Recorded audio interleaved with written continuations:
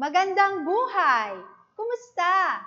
Nawa ang bawat isa ay nasa mabuti at maayos na kalagayan sa oras na ito at handa na sa pagsisimula ng ating panibagong aralin.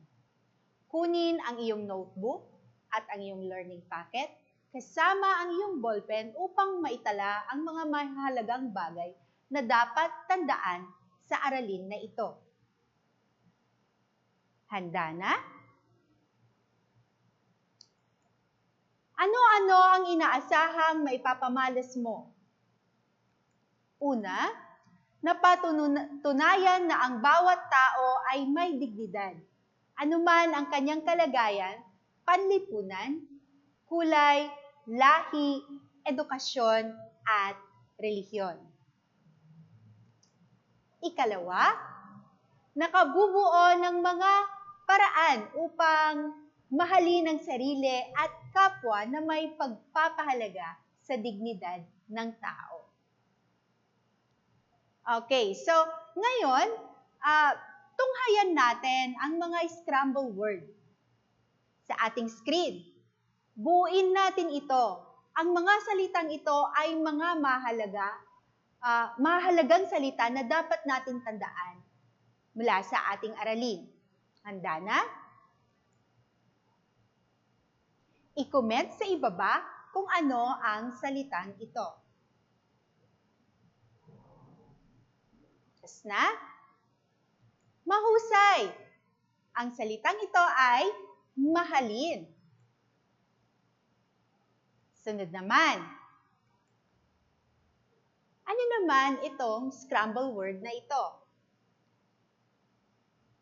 Paki-comment sa ibaba.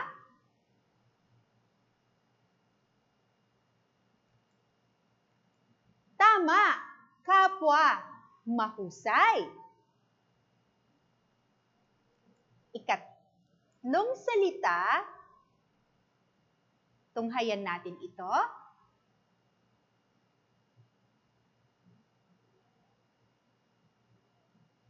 Paki-comment ulit sa ibaba kung nabuo na. Tama, dignidad, mahusay. Ngayon, ano ang ating pag-aaralan? Okay, so mula sa ating Module 8, ang pamagat ay ang dignidad ng tao. So tatalakayin natin o papag-aralan natin ang dignidad ng tao.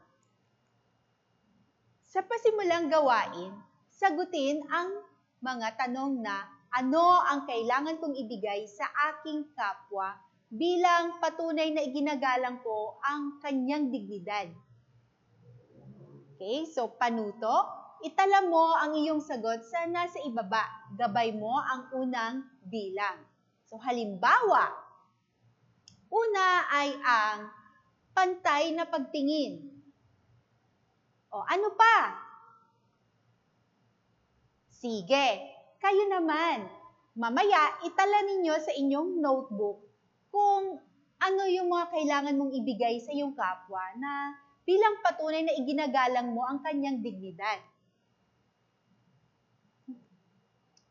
Basahin natin sa ating kasunduan ang kabuuang sanaysay sa pahina 192 hanggang 196. Okay? Bilang paghahanda sa ating pagpapalalim sa susunod na linggo. Okay, ngayon, sabay-sabay, basahin natin ang memory verse na meron sa ating screen.